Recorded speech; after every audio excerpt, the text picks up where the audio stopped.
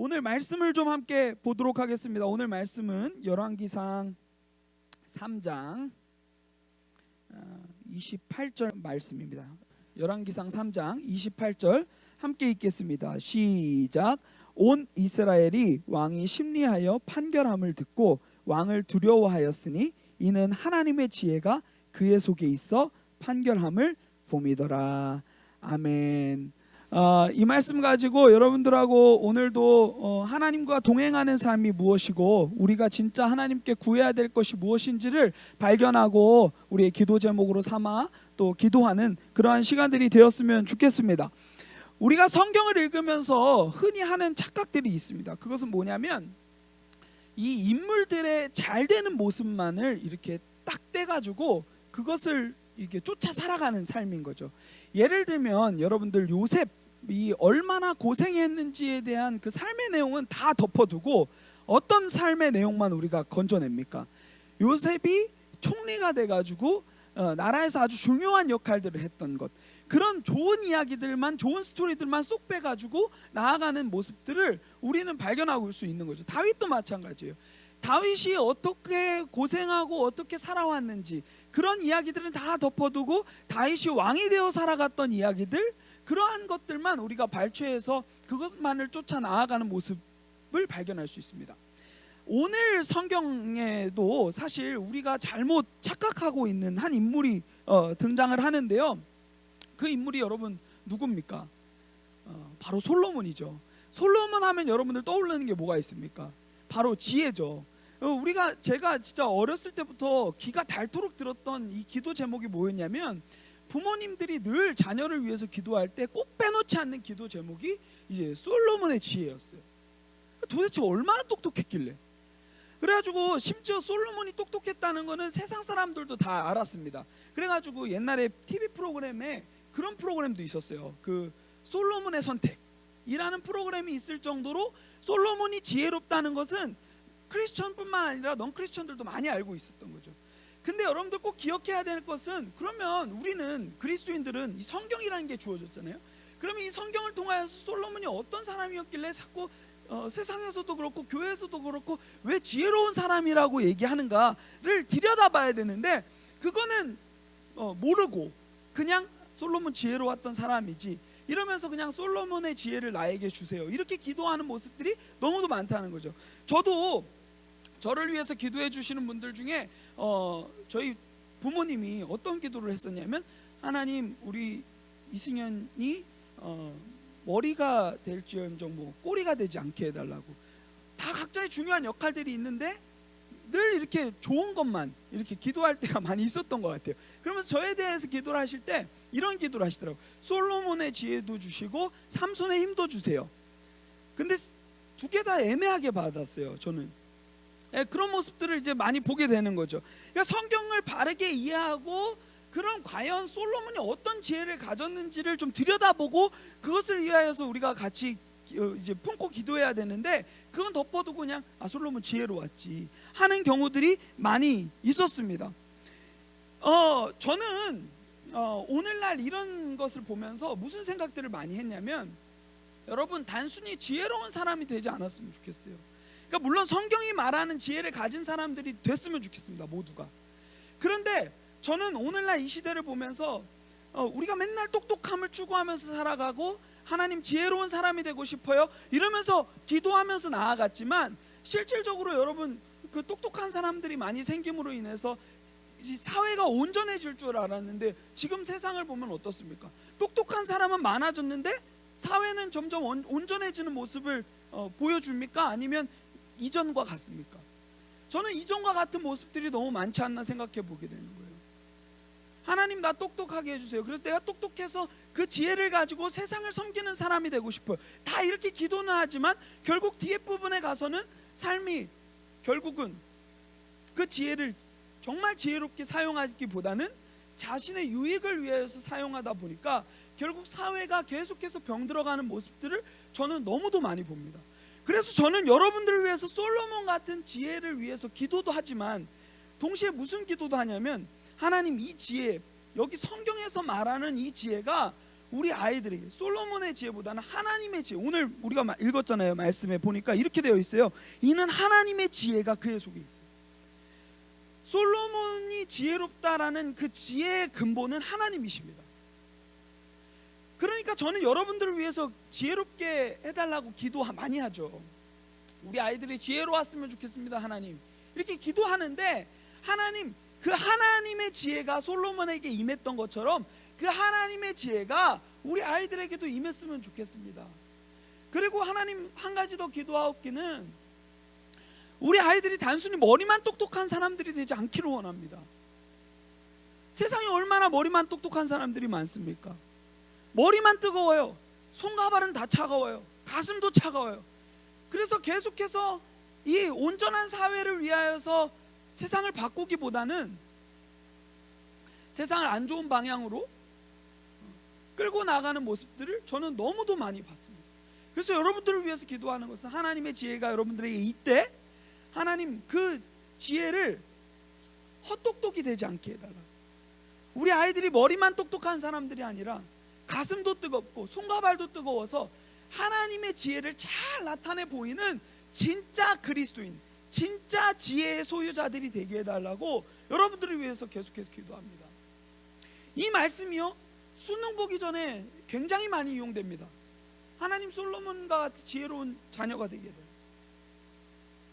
여러분, 근데 이 의미를 오늘 말씀에서 제대로 발견하고 바르게 간구하는 우리가 되었으면 좋겠습니다.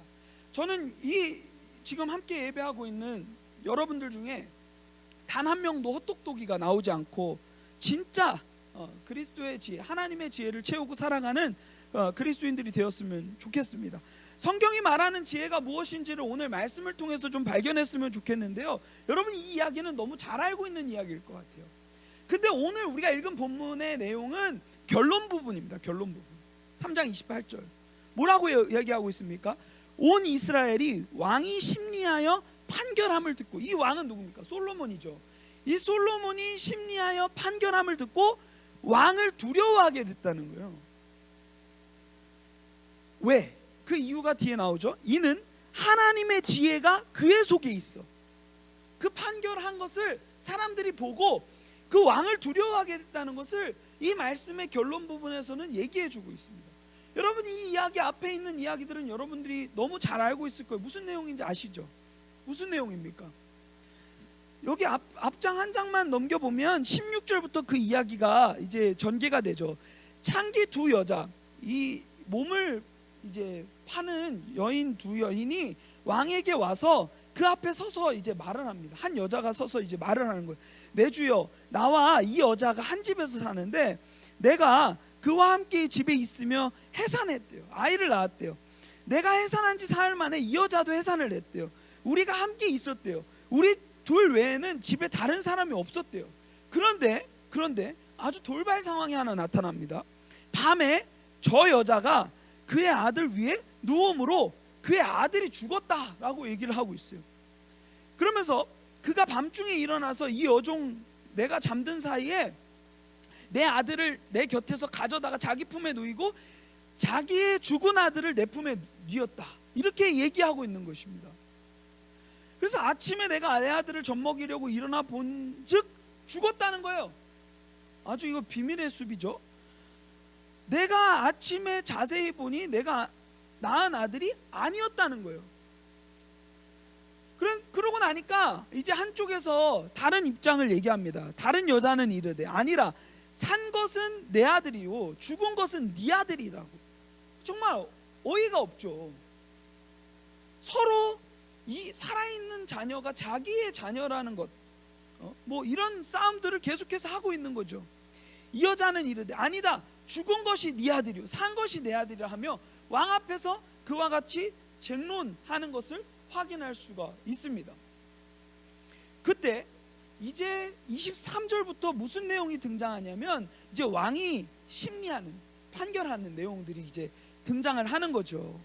그래서 여러분들이 여기서 너무 잘 아는 결론이 등장을 해요. 왕이 이르되 이 여자는 말하기를 산 것은 내 아들이요 죽은 것은 네 아들이라 하고 저 여자는 말하기를 죽은 것이 네 아들이요 산 것이 내 아들이라 하는도다 하고, 그래가지고 이제 왕이 무슨 결론을 내립니까? 또 이르되 칼을 내게로 가져오라 하니 칼을 왕 앞으로 가져온지라. 그래서 왕이 이르되, 이제 여기서 딱 아주 냉철한 말을 합니다. 산 아이를 둘로 나누어 반은 이 여자 주고 반은 저 여자 주라. 공평한 거 아니냐 이러면서 딱 나눈 거죠. 그랬더니 그때 어떤 결과가 나타납니까? 26절입니다. 그 산 아들의 어머니 되는 여자가 그 아들을 위하여 마음이 불붙는 것 같아서, 마음에 불붙는 것 같은 그런 마음들을 막 느끼기 시작하는 거예요. 그러면서 왕께 아뢰어 청하건대 내 주여 산 아이를 그냥 그에게 주세요. 절대 아무쪼록 죽이지 마시고 저 사람 주세요. 그랬더니 다른 여자는 이렇게 말합니다. 내 것도 되게 말고 제 것도 되게 말고 그냥 나누라. 왕이 말한 대로 나누라. 이렇게 얘기를 하는 거죠. 그때의 이 왕이 결론은 어떻게 내립니까? 이 왕이요, 저 사람이, 저 아이를 살리라고 했던 저 사람이 이 아이의 진짜 어머니다 하면서 이 어머니를 발견하는 그러한 일들을 이 말씀 가운데서 발견하게 되는 거죠. 이 아이의 엄마를, 진짜 엄마를 찾았구나, 이 사람이다 하는 것을 이제 우리는 누구나 다 아는 이제 스토리입니다. 근데 이걸 보면서 되게 지혜롭다 이렇게 얘기할 수 있지만, 이게 그렇게 놀랄 만한 지혜였을까라는 생각도 하고, 이런 지혜를 이제 나도 갖게 해주세요 이렇게 기도하는 가운데서 애매한 부분들을 좀 갖게 된 거예요. 무슨 애매함이냐면, 왜 이런 판결을 낼 수 있었을까? 어떠한 것이 이 사람에게, 이 솔로몬에게 역할을 했기에 이런 판결을 낼 수 있었을까 하는 의문이 들었어요. 그래서 이 말씀의 이제 앞부분을 읽다 보니까 아주 이 지혜의 근본이 무엇이고 성경이 말하는 지혜가 무엇인지를 사실 이 판결보다 이 판결 앞에 있는 내용들이 그것을 잘 설명해 주는 것을 확인할 수 있습니다. 이 솔로몬이요, 이제 1000번제를 드리고 나서 이제 잠을 자는데 하나님께서 꿈속에서 나타나십니다. 5절 말씀에 나오죠. 여호와께서 솔로몬의 꿈에 나타나시니라. 그러면서 하나님께서 이 솔로몬에게 질문을 하나 합니다. 무슨 질문을 하냐면, 하나님이 이르시되 내가 내게 무엇을 줄꼬 너는 구하라. 여러분, 만약에 지금 이 질문이 오늘 밤 여러분들이 자는 그 시간에 여러분들의 꿈속에서 일어난다면 여러분 무엇을 구하시겠습니까? 정말 이거 쉽지 않은 고민인 것 같아요. 하나님께서 너 소원 하나만 말해봐, 뭐 줄까? 할 때 여러분 무엇을 구하실 것 같아요? 저는 한 가지 구하라고 하면 정말 혼자서 생각해 본 결과, 이거 말씀을 이제 묵상하면서 혼자 막 생각해 봤는데 너무 많아요, 구할 게. 근데 다 보니까 굉장히 사람은 외모를 보거니와 바깥에 있는 눈에 보이는 것들을 구하고 있는 모습들이 저의 모습 가운데는 있었더라고요. 근데 이 솔로몬은요, 아주 기가 막힌 이제 부탁을 하나님께 올려드리는 모습을 확인할 수 있습니다. 근데 이 부탁을 올려드릴 때 자신의 위치를 정확하게 인식하고 있는 것이 확인되어 주는 거예요. 일단 먼저 무엇을 구했는지를 보도록 하겠습니다. 8절, 9절, 여기 10절 이렇게 나오는데요, 이런 것을 구합니다. 주께서 택하신 백성 가운데 내가 있나이다. 그들은 큰 백성이라 수요가 많아서 셀 수도 없고 기록할 수도 없사오니 누가 주의 이 많은 백성들을 내가 재판할 수 있사오리까. 하나님, 내가 한 가지 구하는데 그 구하는 내용은 바로 이것입니다. 듣는 마음을 종에게 주사. 여러분, 전 여기서 이 솔로몬이 보여준 지혜가 이 말씀 가운데 나타나 있다고 생각합니다. 우리가 앞에서 이제 언급했던 솔로몬의 재판, 그것은 지혜의 증거로 나타난 부분일 뿐 온전한 지혜를, 성경이 말하는 온전한 지혜를 담아내지는 못했어요. 근데 지금 이 앞에 있는 이 내용이 솔로몬이 가졌던 진짜 지혜가 무엇인지를 보여주는 거예요. 그 지혜는 무엇입니까? 듣는 마음입니다. 하나님의 말씀을 들으려는 태도, 하나님의 말씀을 듣는 그 자세를 이 솔로몬은 구하고 있는 거예요. 여러분, 저는요, 아까 그 고민이 주어졌을 때 한 가지 만약에 하나님께서 구하라고 했을 때 무엇을 구할까? 리스트를 정리해 봤어요. 근데 다 자기의 유익이더라고요. 나의 유익이더라고요. 근데 이 솔로몬은 어떤 겁니까? 하나님, 내가 주님께서 이 백성들을 거느리라고 하셨는데 내가 나 같은 사람이 이걸 어떻게 거느릴 수 있겠습니까? 하나님, 난 능력 없습니다. 자기 위치를 정확하게 인식하고 있어요. 7절에 보니까 이렇게 나와 있죠. 나의 하나님 여호와여, 주께서 종으로 종의 아버지 다윗을 대신하여 나를 왕이 되게 하셨사오나 종은 작은 아이라 출입할 줄을 알지 못하고. 지금 자신을 작은 아이에 비유하고 있는 거예요. 여러분, 아이를 키워보셨습니까? 저는 아이를 아직 안 키워봤지만 저희 조카를 이제 보면서 많은 것을 깨달은 게 있어요. 그게 뭐였냐면, 아이는요 계속 물어요. 그렇죠? 엄마 이게 뭐야? 삼촌 이게 뭐야? 아빠 이게 뭐야? 할아버지 이게 뭐예요? 할머니 이게 뭐예요? 계속 물어요. 귀찮을 정도로 물어요. 세상 모든 것에 호기심이 많아가지고 계속 물어요. 근데요, 저는 이 말씀을 읽다가 우리 그리스도인들에게 그 어린아이와 같은 그런 모습들을 우리는 배워야 되겠구나라는 걸 생각을 많이 해보게 됩니다. 우리는요 어느새부턴가요 마음이 높아져 있어요. 이 정도면 다 컸지. 그래가지고요 어떠한 결정에 대한 문제, 그러한 것들이 삶 속에서 주어지고 갈림길에 놓여져 있을 때 어떠한 상황이든지 묻질 않아요. 내가 해왔던 경험, 지식, 알량한 방법들을 의지해가면서 내가 스스로 다 컸다라고 생각하면서 나아가는 모습들이 오늘날 그리스도인들의 모습, 저를 포함한 아주 교만한 모습이죠. 저는 어린아이들한테 배워요. 알아도 묻는 거예요. 하나님께 계속해서 묻는 태도.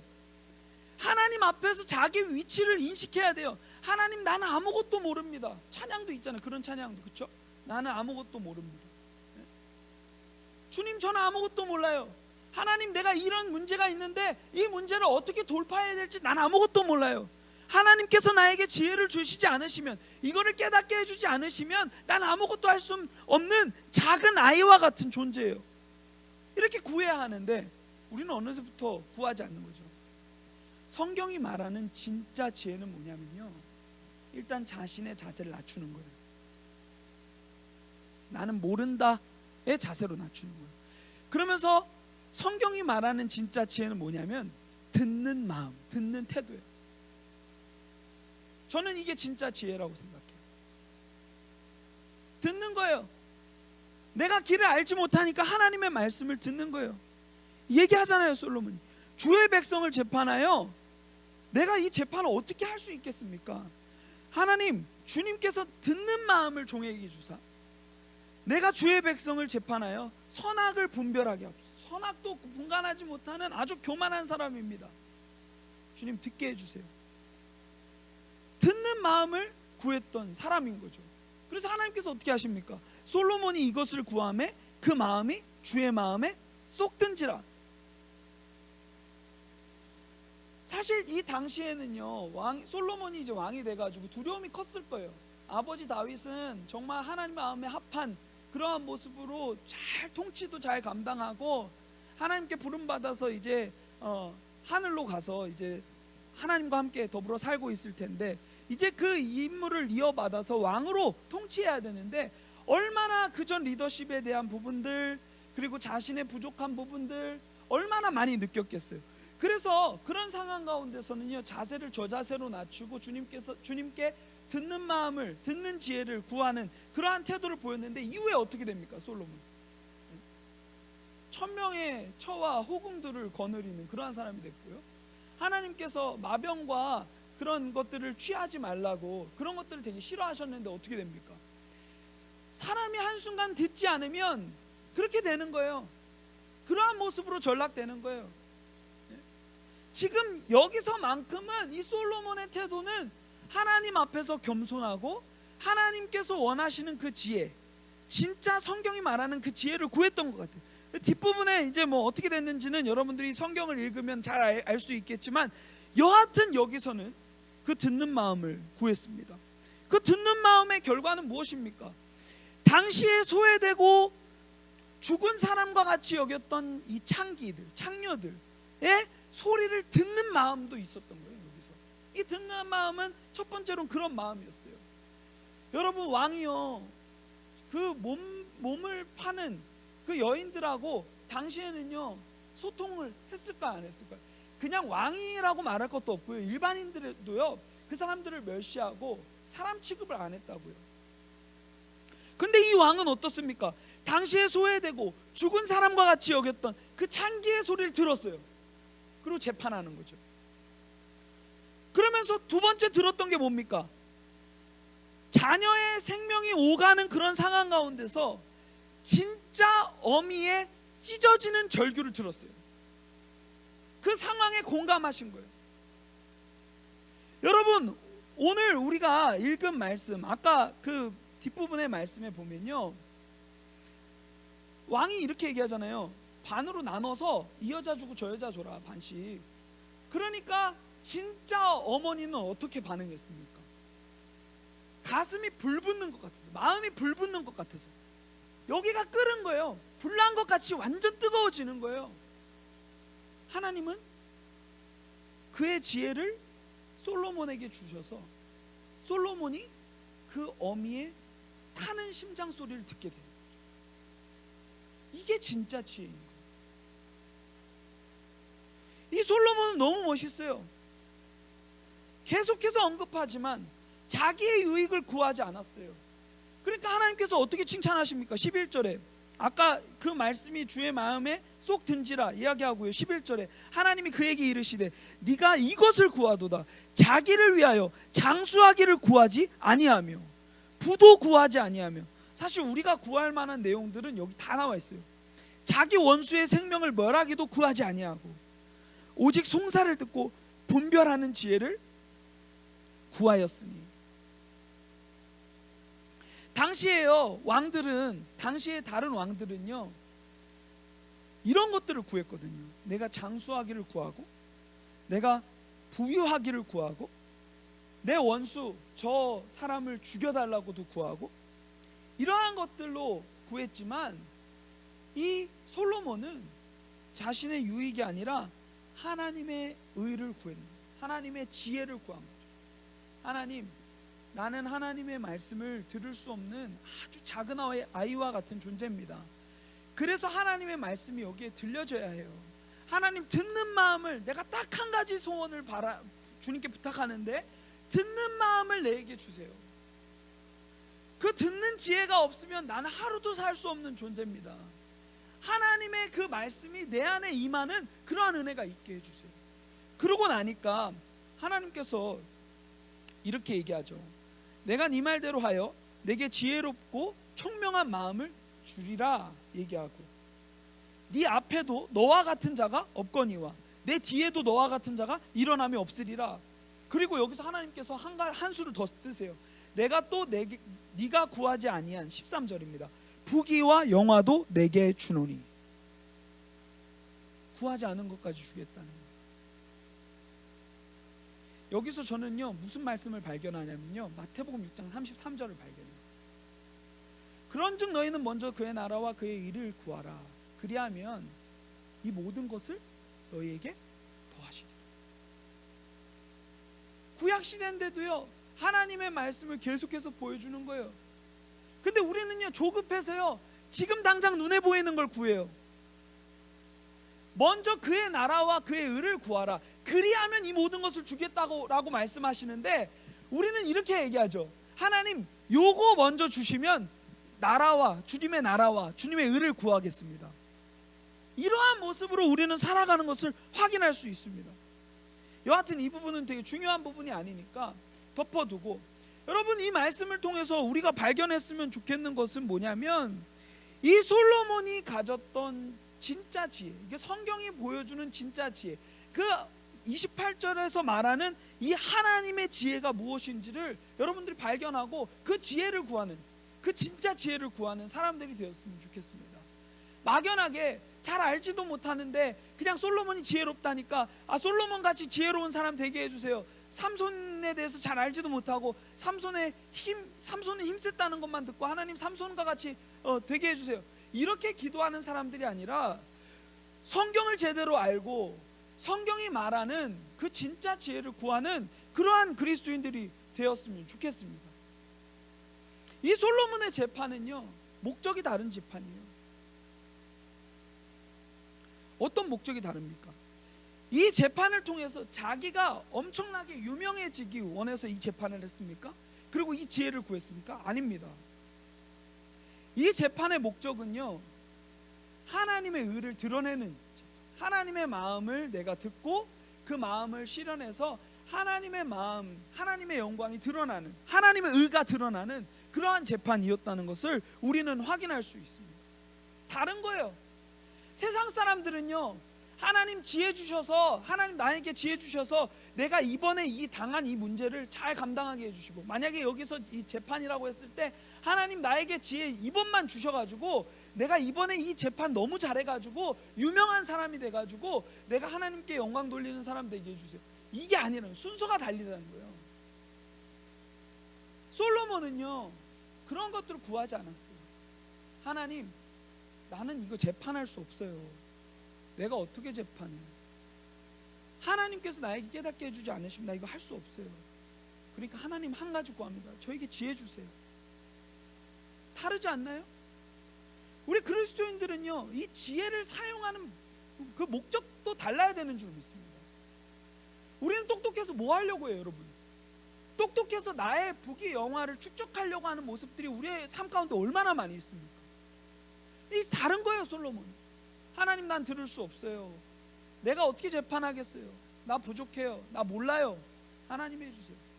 그래서 솔로몬이 무슨 시까지 남깁니까? 시편 127편, 제가 너무 좋아하는 말씀이어서 잘 외우고 있는데, 여호와께서 집을 세우지 아니하시면 세우는 자의 수고 헛되다. 여기 집이라는 것은요, 이 집을 만드는 그 집, 그러니까 보이는 그 집을 얘기하는 게 아니라 가정을 얘기하는 거예요. 좀 더 넓은 개념이에요.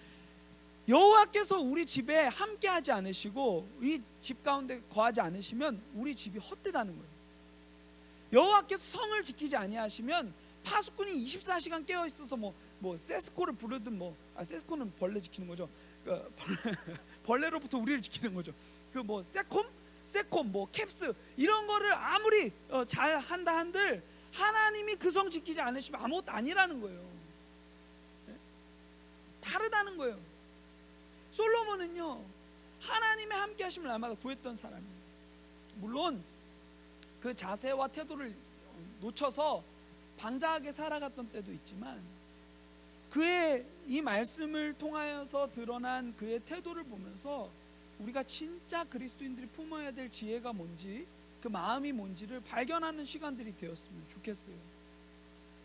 제가 마지막으로 한 이야기만 하고 이제 설교를 마치려고 하는데요.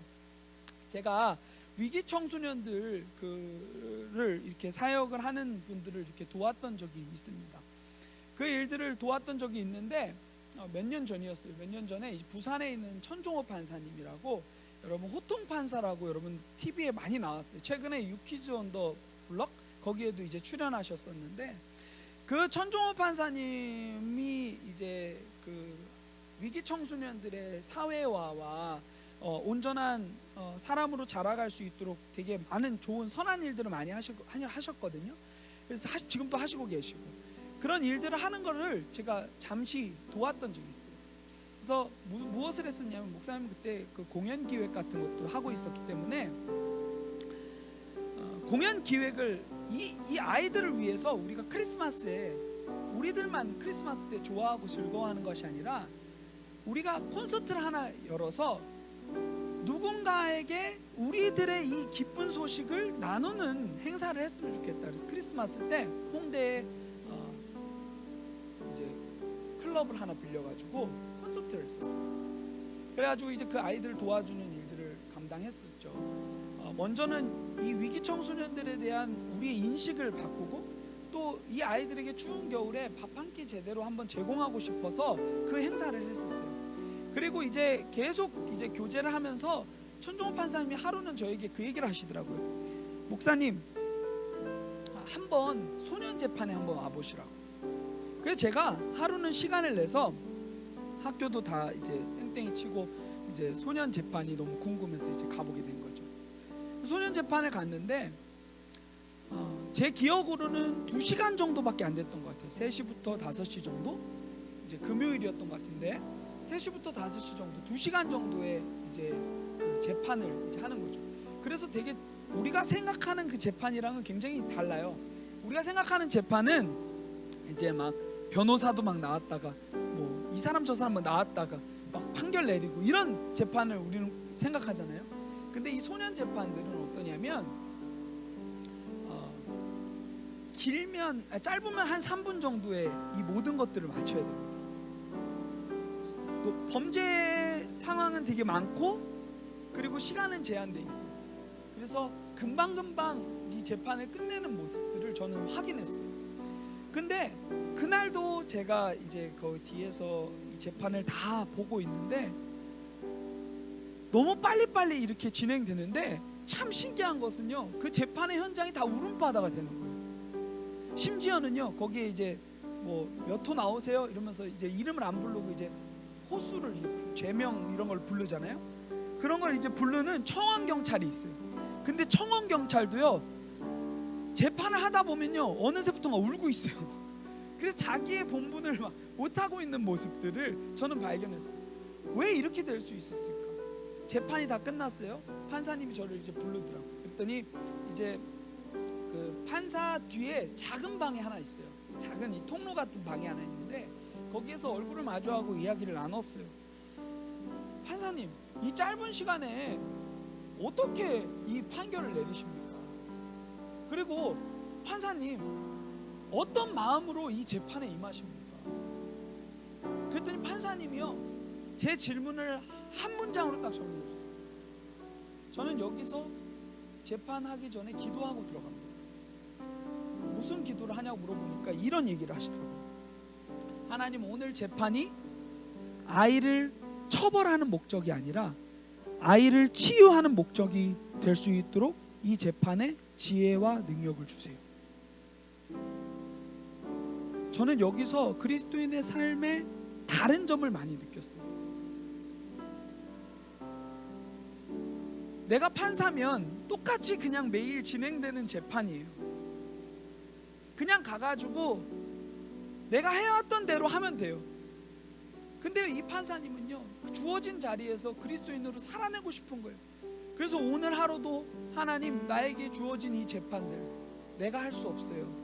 하나님, 이 아이들을 단순히 처벌하는 것이 목적이 아닌 이 아이들이 치유되고 이 아이들이 다시 한번 회복되어서 온전한 자녀들로 자라날 수 있도록 하나님, 나를 사용하여 주세요 하는 기도를 올려드리더라고요. 저는 이 모습을 보면서 우리 그리스도인의 삶의 자세를 배웁니다.